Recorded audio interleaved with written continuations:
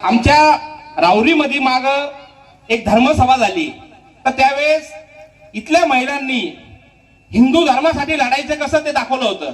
त्यावेळेस जेव्हा सभा चालू झाली, सभा चालू व्हायच्या 1 तास आधी जोरात पाऊस चालू झाला।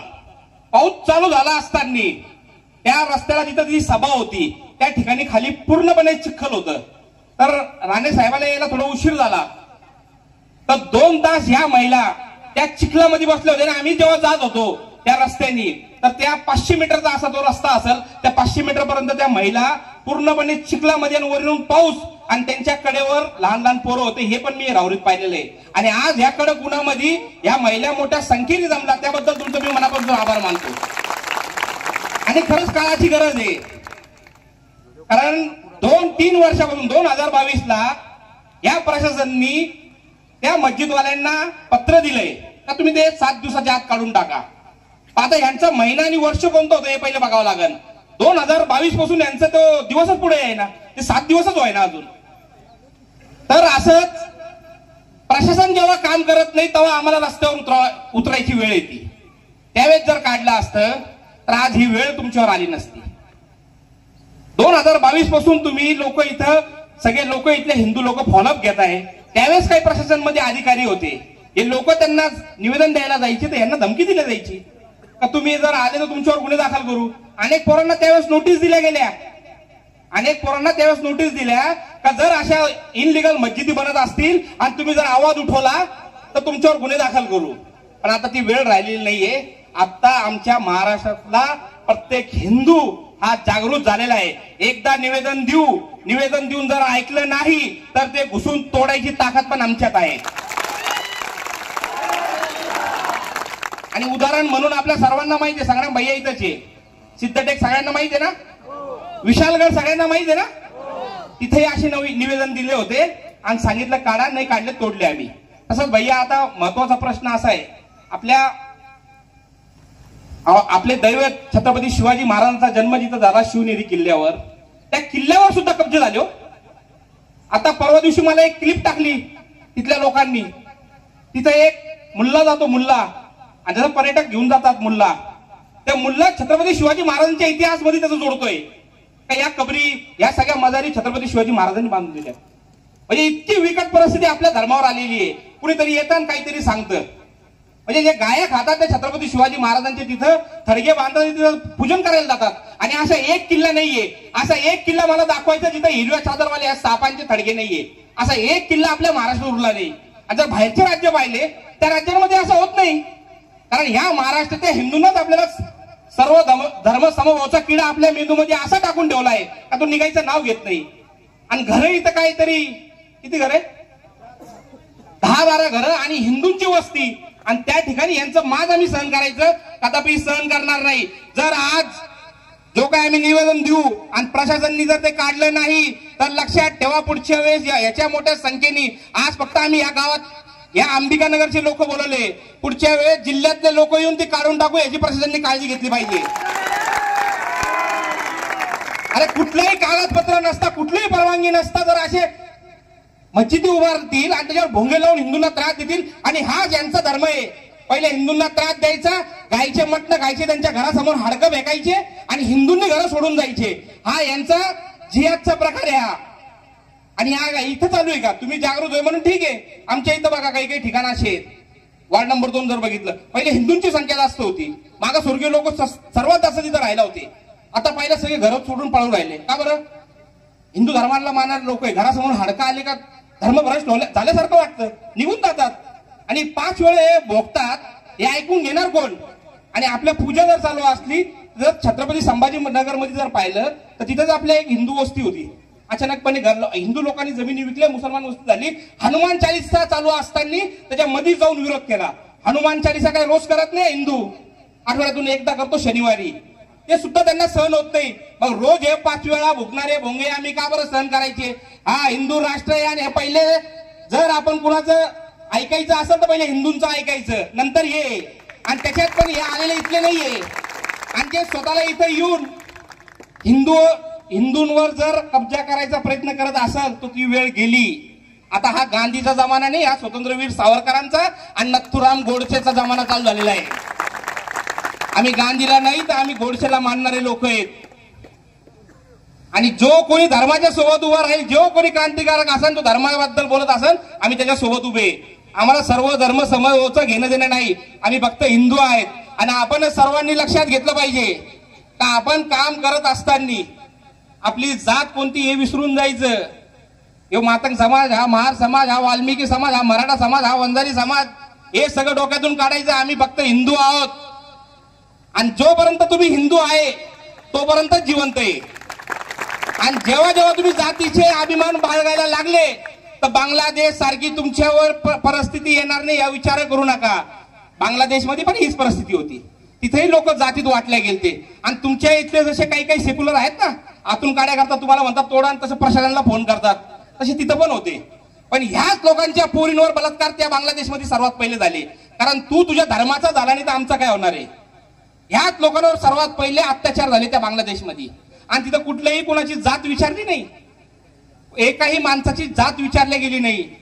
जर आपले तिथले पोलीस पाहिले ना, पोलीस स्टेशन मध्ये पॅन्टी काढून त्यांना चेक केलं हिंदू आहे का मुसलमान आहे. हिंदू निघल्यावर त्या पोलीस स्टेशनच्या गेटवर त्यांना फाशी दिली आहे. का असं घडलं इथं नाही, बांगलादेशमध्ये व्हिडिओ कधी सर्च करा. कुणाला सोडलेलं नाहीये. जो कोणी प्रशासकीय मध्ये असेल, धर्म हिंदू असेल, त्याला सर्वांना मारण्याचं काम त्या बांगलादेशमध्ये चालू होतं. एवढ्या मोठ्या प्रमाणात त्या बांगलादेशमध्ये जेव्हा हिंदूवर अत्याचार होते तर भारत सोडून एकाही देशाने त्याबद्दल बोलायचं सुद्धा हिंमत केली नाही. आपण बघितलं असेल. म्हणजे ह्या लोकांसाठी 57 राष्ट्र इस्लामिक राष्ट्र. तुम्हाला जर इथून पळायची वेळ आली तुमच्यासाठी, तुम्हाला कोण आश्रय देणार आहे. यांना आकलं तर 57 राष्ट्र आहे ना, तर तुम्हाला एकही राष्ट्र नाहीये. आणि हा हिंदू राष्ट्र हा पण पूर्णपणे झाला नाही. का बरं झाला नाही? का तुमच्या आमच्या डोक्यांमध्ये सर्व धर्म समभावाचा किडा घुसून ठेवलाय. किती लोक पाहतात तुम्ही. आता ही चालू झाली. आता बघा टोप्या घालून आपल्यातले नेते कसे जातात इफ्तार पार्टीत. भैया आता अधिवेशन चालू आहे, तुम्ही मुद्दा घ्यायला पाहिजे का हिंदू लोकांना काही आपल्या राजकीय नेत्यांना फ्रूट खायला कमी पडतं, तर सरकारकडून त्यांना फ्रूटची व्यवस्था केली पाहिजे, जेणेकरून हे इफ्तार पार्ट्यात जाणार नाही. काय गरज आहे? कोणता मुसलमान नेता बघायचा एक का तुमच्या दिवाळीच्या दिवशी भगवी टोपी आणि भगवा टिळा लावून तुमच्या कार्यक्रमात येतो का? नाही. तुम्ही तर बहुसंख्येत आहे. तुम्ही बहुसंख्येमध्ये ते अल्पसंख्यक आहे.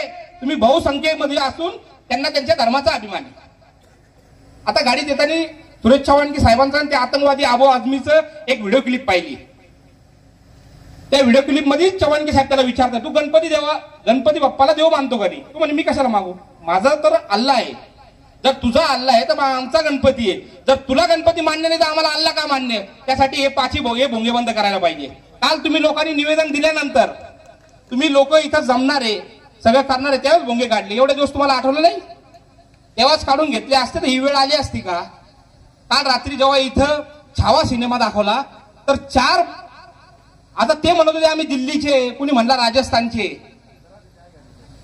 तिकडचे येऊन इथं धर्माचा अभ्यास देत आहे. आता ते म्हणताय, पण माझा तर अंदाज हे सर्व 100% बांगलादेशी असतील. आपण प्रशासनाला निवेदन द्या का इथं बाहेरचे लोक येऊन राहत आहे आणि इथला जो कोणी नगरसेवक असेल, जो कोणी इथं कार्य करत असेल, त्या लोकांकडे जाऊन त्याला पहिले पत्र द्यायचं.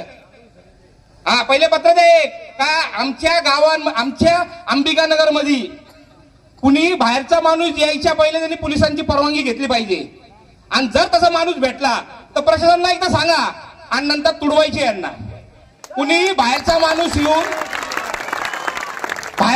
येऊन आमच्या इथं रेखीकरण, उद्या काही इथं मोठी घटना घडली, यांचे तुमच्याकडे प्रशासनाकडे कुठलेही कागदपत्र नाही, एखाद्या लहान पोरीवर यांनी बलात्कार गेले पळून, तर कुणाला शोधत बसायचं आम्ही? इथं आलेल्या प्रत्येक माणसांचा, बाहेरून आलेल्या बाहेर राज्याच्या माणसांचा पोलीस स्टेशनला कागदपत्र पाहिजे. इथं किती दिवस राहणार आहे याची माहिती पोलीस स्टेशनला पाहिजे. 2 कोटी बांगलादेशी आपल्या महाराष्ट्रात घुसलेले, म्हणजे पुऱ्या भारतामध्ये जर त्यांना सर्वात सेफ काही वाटत असेल तर आपलं महाराष्ट्र आहे. आणि हा काही आकडा मी सांगत नाहीये, आज सर्वेप्रमाणे आकडा आलेला आहे. बंगालपेक्षा जास्त इथं मुसलमान आलेत. मागं आपण बघितलं असेल, सर्व राजकीय लोक म्हणत होते का मतदार टक्केवारी अचानक वाढली. ही काही हिंदूंमुळे वाढली नाही. हे 2 कोटी लांडे बांगलादेशी इथं घुसलेले आणि यांना सहारा देणारे आपले हिंदू आहेत. आपण टेंडरवाले बघत असाल जे जिथे इथं टेंडर चालतात बांधकामाची, याची बांधकामामध्ये जर पाहिलं तर तुम्हाला मराठी माणूस हा दिसतच नाही. सगळे बाहेरच्या राज्याचं म्हणून येतात. बाहेरच्या राज्याले म्हणजे ते बांगलादेशी मुसलमान आणि बंगालचा ऍड्रेस सांगतात, कारण त्यांची हिंदी त्यांना व्यवस्थित येत नाही. आणि बंगाली म्हणलं तर आपण म्हणतो हा तिथली भाषा तशी आहे, पण तसं नाहीये. बंगालचे लोक इथे येत नाही, बंगालची इथं जास्त प्रमाणात येतच नाही. ते येत असेल तर मुंबईच्या ठिकाणी येतात. पण तसंच आपण समजून समजून 2 कोटी लोक हे आपल्याकडे येऊन कागदपत्र यांच्याकडे आलेले. मागं या आमच्या मित्रांनी आम्ही सांगलेनी त्याच्या गावामध्ये बांगलादेशी धरला होता. पोलिसांना फोन करतो पण टाइमवर पोलीस आले नाही, पळून गेला. त्याच्या आधार कार्डवर उर्दू आधार कार्ड होता भैया, चुकून त्याला लक्षात नसेल आलं उर्दू आधार कार्ड. म्हणजे भारतात उर्दू तर आधार कार्ड कुठं बनत नसेल मला तरी वाटतं. एक तर हिंदी असेल तर मराठी असेल, उर्दू मध्ये आधार कार्ड त्याचा. पण तो काही लवकर पोचले नाही, तो पळून गेला. पण आपण सर्वांनी इथं आलेल्या माणसाची पहिले प्रशासनाला माहिती द्यायची, कॉल रेकॉर्ड करायचा. आपण त्यांना फोन केलेला आहे, ते आले नाही. आणि जर लवकर आले नाही तर आपल्या हातात कायदा घ्यायचा मग. आणि धर्मासाठी कायदा घेणं कुठलंही वाईट नाहीये, धर्मासाठी घेतलाच पाहिजे. आज जर छावा सिनेमा आपण बघितला असेल, फक्त धर्मासाठी 40 दिवस भोगले ना छत्रपती संभाजी महाराजांनी. कशासाठी भोगले? फक्त हिंदू धर्म वाचावा, येणारी पिढी नासू नये म्हणून औरंगजेबचा अत्याचार भोगला. पण तसंच आपण सर्वांनी सुद्धा आपल्या मुलांना पहिले तर जर ह्या कार्यात काम करत असतील तर आपल्या महिलांना सर्वांना पहिले मी विनंती करतो, जे वयस्कर असतील आपले मुलं त्याच्यात काम करत असेल तर त्यांना दाखवू नका. जर शेजारच्या घरात अधर्मी येऊन कुणी आपल्या लोकांना मारत असेल, तुमचा दरवाजा बंद नका करू, दरवाजा उघडून म्हणायचं त्याची मदत कर, हा तुझा धर्मभाऊ आहे, हा हिंदू धर्माचा माणूस आहे, याच्यावर संकट आला उद्या आपल्या घरावर येईल. तसं आपण एकत्र राहायला पाहिजे. आपले हेवे दावे छोटे मोठे आयुष्यभर चालणार आहे, हे काही संपणार नाही, हे आयुष्यभर चालणार आहे. पण जिथं धर्मावर आलं तिथं आपण एकत्र आलंच पाहिजे. आणि जोपर्यंत आपण येणार नाही हे सर्व वाचू शकत नाही. आता सरकारचा पूर्णपणे सपोर्ट आहे ना, आता हे सर्व काढायला पाहिजे. सरकारमधला आमदार तुमच्या मागे उभा आहे, अजून काय पाहिजे तुम्हाला? आणि मूळ म्हणजे तर राष्ट्रवादीचे ना संग्राम भैया, पूर्वीपासून राष्ट्रवादी ते, तरी सुद्धा आपल्या सोबत उभे ना. त्यांना मत नको आहे का? त्यांना मत नाही पाहिजे मुसलमानांचे? पाहिजे ना. तुमच्याकडे 123 आहे, त्यांच्याकडे 40,000 आहे, 60,000 आहे, 60,000 40,000 आमच्या इथे. आमचं लोक जातो विधानसभा 60,000 मतदान ते नको आहे त्यांना. आज ते सर्व महाराष्ट्रभर फिरताय, त्यांचं मतदान नाराज नाही होणार. लोकांनी त्यांना ते दाखवून पण दिलं. भैया धर्माचे ह्याच्यात उभे राहिले, 40,000चा लीड आहे त्यांना. भैयाला 40,000चा लीड आहे. एवढं सगळीकडे वातावरण ज्यावेळेस आपण सर्वांनी पाहिलं होतं, खासदारकीच्या टायमाला जे घडलं, काही हिंदू फितूर झाले आणि त्यांनी विरोधात मतदान केलं. म्हणजे राजकीय मी बोलत नाहीये, मला सांगतो कशासाठी आहे का राज सत्तेमध्ये आपला हिंदू माणूस आणि हिंदुत्वाचा विचार करणारा माणूस तो बसला पाहिजे. कारण जर मुसलमान पाहिले तर हे मतांमध्ये खूप जागृत आहे. तुमचा जर आकडा पाहिला मागच्या वेळेचा 90% त्यांचं मतदान झालं होतं, आपलं किती झालं? 39% काही काही ठिकाणी, 39% काही काही ठिकाणी 48%. तो निकाल त्यावेळेस आलता. तर आपण मतांनी पण मागे आहे. आणि जोपर्यंत आपण हिंदुत्व म्हणून मतदान करणार नाही, आपल्याला हिंदू राष्ट्र कधी पाहायलाही भेटणार नाही. आणि जिथं आपल्याला सर्व धर्म समभाव हे पाळायचं असेल तर एखादा हिंदू येऊन तक्रार करतोय का माझ्या घरात आजारी माणूस येतो आज बंद कर, त्यांनी ज्या दिवशी बंद केलं तो हिंदू सर्व धर्म समभाव. तुम्हाला त्रास होतोय म्हणून जास्त आवाज वाढवायचा, हा सर्व धर्म समभाव नाहीये. आणि जर सर्व धर्म समभाव पाळायचा असेल तर जेवढ्या आमच्या पुरी पळून नेल्या तेवढ्या पुरी आम्हाला पण तुमच्या वाढवायची, असं चालणार नाही. कोलारची तिथं पाहिलं, हिंदूंची जागा होती, हिंदूंची किती वर्षाचा लढा आहे. फक्त कुणीतरी आवाज उठवत होतं, कुणी सांगत नव्हतं, प्रशासनाला अर्ज झाले होते. पण दरवेळेस गेलेल्या त्या मालकाला दम दिला जायचा. असंच प्रशासनाला आम्ही निवेदन दिलं, जर काढलं नाही तर आम्ही तोडू. काढलं का नाही? आणि हे आणि तुम्ही सर्वांनी हिसकायची सवय लावा. काय आपण कुणातल्या घरातला घास हिसकत नाहीये आमच्या जागेमध्ये. अरे आपल्या जागा, आपलं सगळं आपल्या जागेत बांधायचे. एक मंदिर असं दाखवायचं, त्याच्या समोर जागृत देवस्थान एक असं दाखवायचं, त्याच्या समोर हिरव्या चादर टाकलेलं थडग नाहीये. म्हणजे आपण सांगत नाही म्हणून लोकांच्या लक्षात येत नाही. एक अशी जागा दाखवायची, आपलं जागृत देवस्थान दाखवायचं, कारण त्याच्या बाजूला त्याच्या पायथ्याशी हिरवे चादर टाकलेले थडगे नाहीये. आपण कधी त्याच्यावर बोलत नाही, कारण हिंदूच येणा झालाय अशा थडग्यावर जाऊन जाऊन.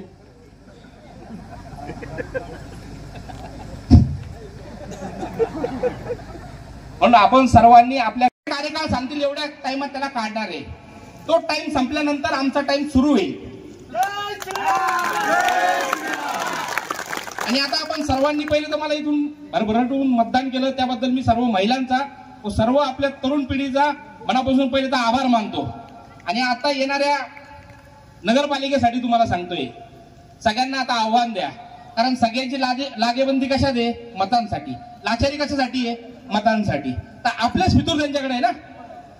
तर आतापासून सगळ्यांना सांगायचं, जर हिंदुत्वाची बाजी घेतली तर मतदान करू, नाही तर तुझ्या डोंगणावर लात मारू. कुणी उभा झाला हिंदुत्वाच्या बाजूने कोणत्याही पक्षाचा असू, त्या धर्मासाठी मतदान करायचं. धर्मासाठी. त्यांनी आपल्या धर्मासाठी बोलायला पाहिजे. तो इथला आहे तिथला काही नाही, फक्त धर्मासाठी त्यांनी बोलायला पाहिजे. असं आपण सर्वांनी मागणी करायची आणि नंतर 100% सर्वांनी विरोधात काम करायचं अशी सर्वांना विनंती करतो. आणि भैया बोलतील.